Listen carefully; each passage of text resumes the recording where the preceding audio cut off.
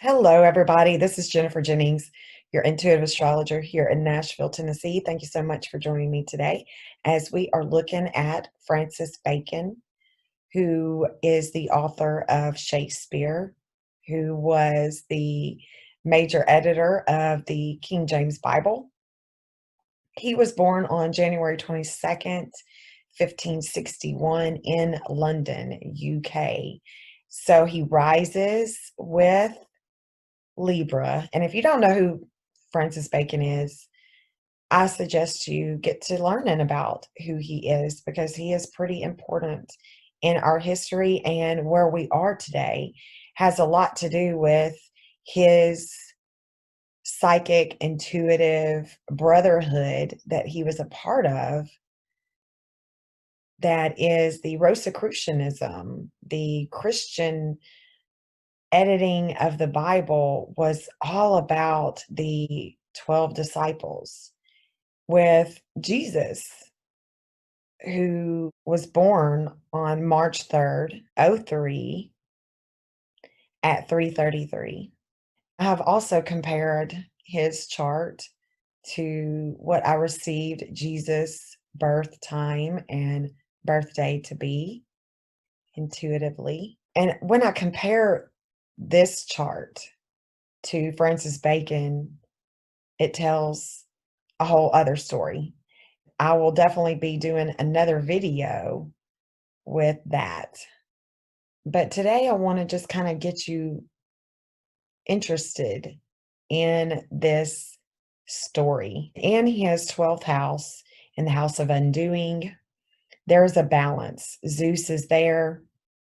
There's a balance that is being called in with the creative house of undoing. This is about justice. This is about balance.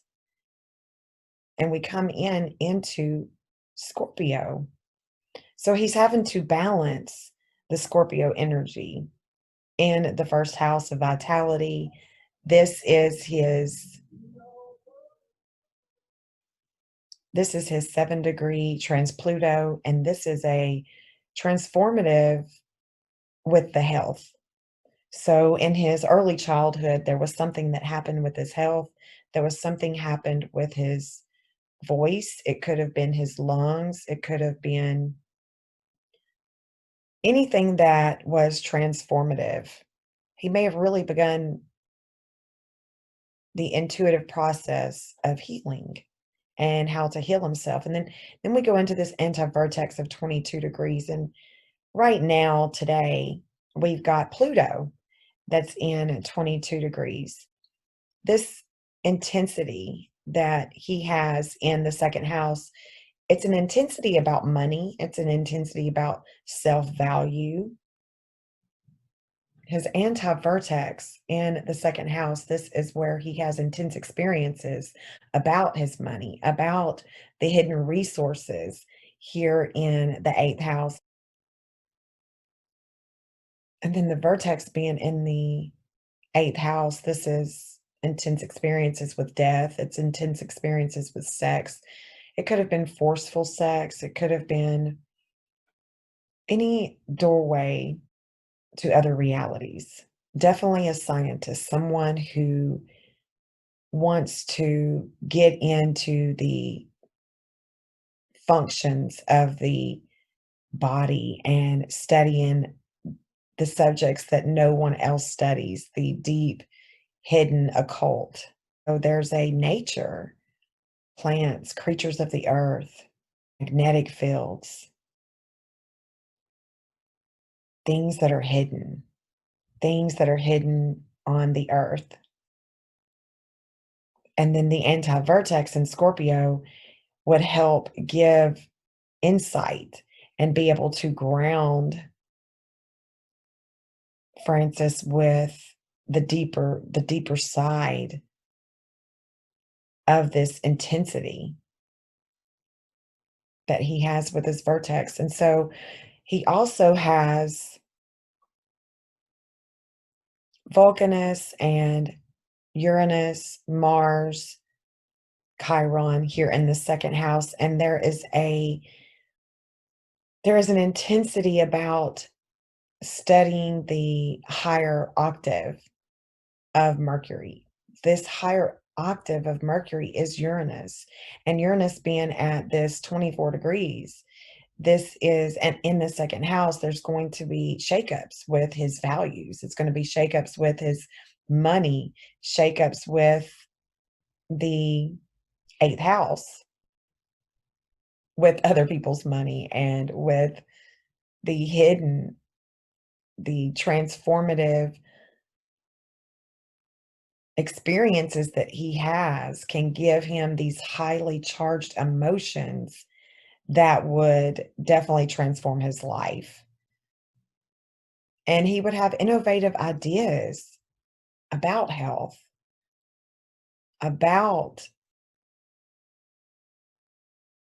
the upheavals, because the Scorpio energy is intense on its own. And so when you have the vertex, the anti-vertex, and you've got this higher octave of communication, there could be definitely some mind over matter. There could be some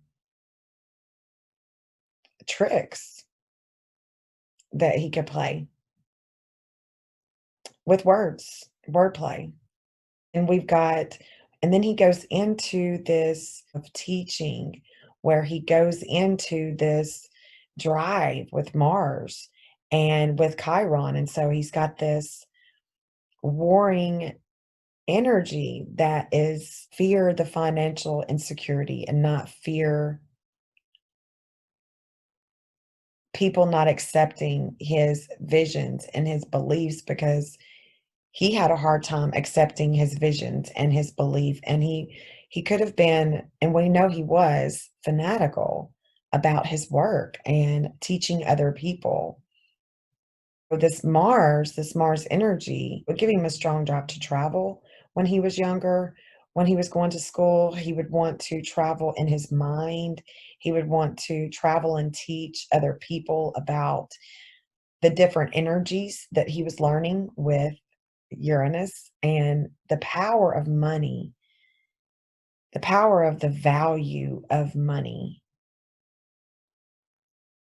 That would be strong, and a strong ideal here. And he could definitely be warring with other people's money, but no doubt he would love to explore and to adventure. And this wound, like I said, this wound is this insecurity of financial failure, his intuitive beliefs with his spiritual nature. So there was a lot of conflict with this house. With Vesta, this Vesta energy, Vesta is the goddess. She's the goddess of the family. She's the goddess of the flame of life and death. And here in the communicative house, we are understanding that Francis Bacon had a mastery energy with his communications. He was a master physician. This is Apollo. He was a master physician, and he was a master at focusing his visions and his excessive need for symbolism. There's this symbolism that comes with this mastery of Vesta, with the energy of communications about truth and being able to see things that other people didn't. And he was able to really work with the mind, and his meanings are layered. He could write, he was very intuitive with the word, and he could write the word in such a way that it was layered in meaning for the intellect that it was conveying to. There was an important structure that he had to have with his writing. This was sanctified work. This was sacrifice, very mental. This is the Christ influence in us all. This consciousness, this higher consciousness that these energies can bring us. And when we perfect them, especially with the mind, this discipline, this need to spread the noble operation that it would come with giving man a pattern. And his communication was about the future, the futuristic exchange of information, and how he was able to learn from his early childhood that the written word, this whatever would have happened with him in this early childhood, would have helped him with his life purpose, with the mind and the brain, and being able to articulate original and unique exchange of information with people in the future. And he was not traditional with his values. He really warred with these values. And so there was a health, it was about the future health of man, future health of the earth, because we've now moved into the fourth house, and so this is the fourth house of home. This is where he communicates to the future at home about the truth, about the truth about the health at home. And we can learn so much from his essays about the air, because he understood the magnetic field, he understood the air, he understood history, he understood multiple languages. He was very astute, he was very smart, and he understood disease. He understood the health of the earth and the air and the environment, and how health would have been closely related with him. It would have been related to the future, and he would have been concerned. And so much so that he wrote about the new Atlantis. There is a lot that we can learn from Francis Bacon about the health of the planet, and why there was this need to understand astrology and astronomy and science and the future communication of these 12 disciples, with the 24 elders, and just to let go. He needed to let go and just let God. His north node here in the house of home, where his sun is and where his Mercury and Hygeia, there is a need for him to be at one and to have a self-worth that is not worried about money and fame and fortune and all this publicity.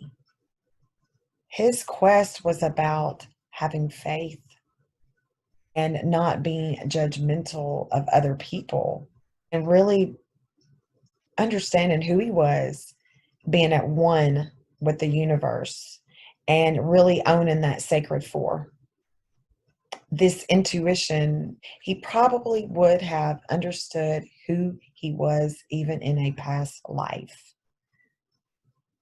Pluto here in the fifth house, this is a transformative teacher that teaches about creativity. So there was a strong need for him to express himself about God. He may have felt like he was due for the crown. And this is how he was crowned, is from God. And he did God's work. He was obsessive with this work, with this creative, artistic art that he had with creating words that were layered in meaning. Perfect 10 degree of Venus here with Pisces. This is where he's really shining in his creativity. He would have loved children, to really be at one with his partner or partners. With this Uranus here in the second house of values as well, there may have been an issue with his identity as a feminine type of person. He would have had a lot of intuition, which would have made him a more feminine man. He would have loved art, he would have loved poetry and singing. And Selena is in Pisces, Selena is about poetry. She's about drama. She's about the arts. And communicating this artistic side would have definitely been with nature, with God, and anything that would have been more nurturing for other people, for the collective, and for humanity. It would have weighed him down. It would have given him a lot of love, but it would have weighed him down, thinking and romanticizing about God. And there was a Poseidon here at 00 degrees in Aries. So there is definitely some changes that would have came with the wisdom. So he would have always probably been regenerating this wisdom. And Poseidon being here at 00 with Aries is a strong drive to obtain knowledge. And then here in the sixth house of Virgo, of health and your everyday, your romances and your routine, he would have had a lot of intelligent people, gifted healers. He would have been having to take risks that were wake up calls that would have shown him about health and experimental science. Ceres she is the next aspect that we find at a beautiful 9 degrees. And this is a mothering type of goddess. She is about the earth. She is about the minute and the quantum. She's very, very nurturing. She is about protective forces and the development of your psyche. People that would have been around him, he would have had a caring attitude toward them and allowing them to just be themselves. And he would not have wanted to feel caged in by an idea, by anyone else's ideas. His health would have been a teacher for him. It would have been a teacher about his routines and how to take care of himself and how to take care of other people. And he would have been very spontaneous with seeking truth. He would have been a teacher that was not just philosophical, but he would have been a religious leader, which he was. He is still a religious leader.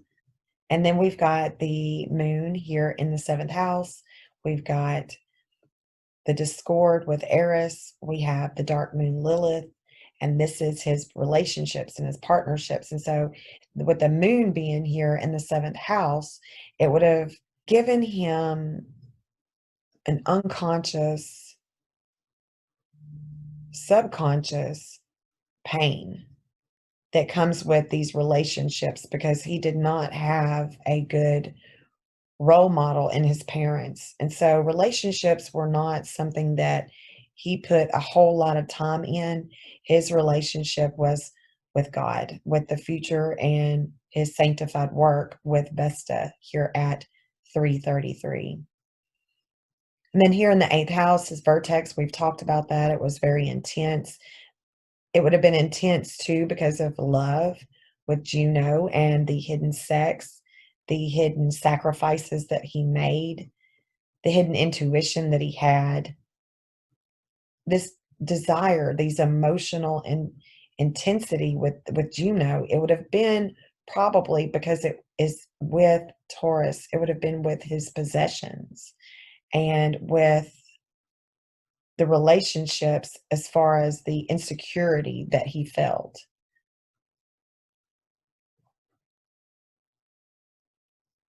This would have given Neptune at 28 degrees, definitely would have given him the psychic ability with the spiritual world.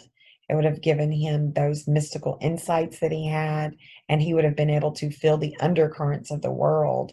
And Saturn, we've got Saturn here in Gemini, and Saturn is going to slow this house down, going to really teach and learn. And so the higher mind, this higher gnosis, and the feelings of intimacy would have come later.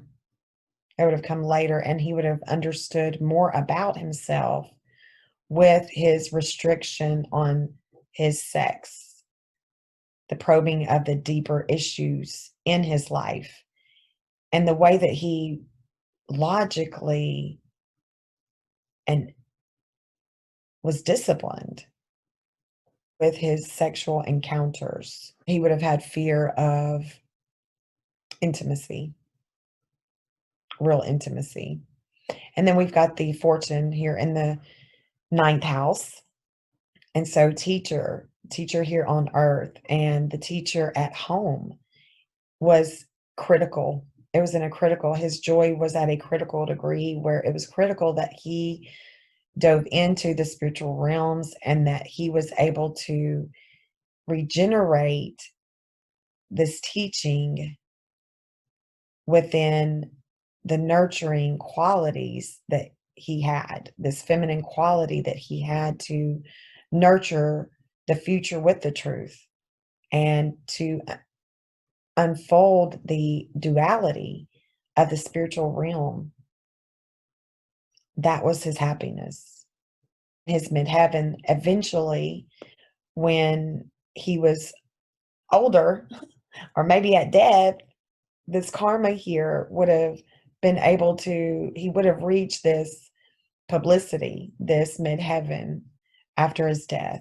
He would have had a public status that is with power and leadership. And then we've got Astria, who is not wanting to make changes. She doesn't want to make changes. She wants things to stay the same. But this is the goddess of justice. This is the higher octave of Virgo.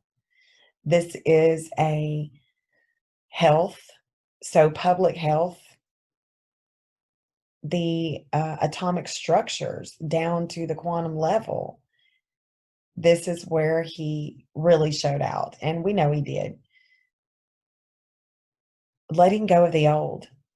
He was constantly having to swallow his pride and create, just constantly create. And it was a Chronos here with, it was devouring energy for him. It was a burden. His health was a burden. He was not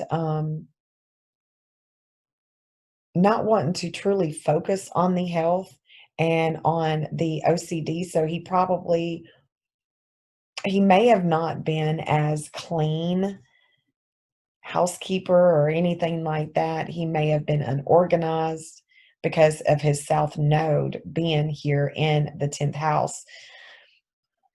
Or he just wasn't as structured as they would have preferred in the government eye. And then we've got the 11th house. There was definitely changes in his income, changes in the legal system. We can see that he was with the legal system, and that changes abruptly took place, and he switched jobs. Money was here and there for Francis Bacon. And so I hope this gives you an idea of who Francis Bacon was in the energy field of his birth chart. And then the next reading that I'll do is, like I said, I'll do the reading of Francis Bacon with Jesus or the Christ consciousness at the center. And then we feed off of that, and we can see what Christ, this consciousness, had for his life as well. And this will tell another story about Francis Bacon. And so join me, because this will be interesting, and I hope you like this. All right, guys, until next time, I'll see you. Peace.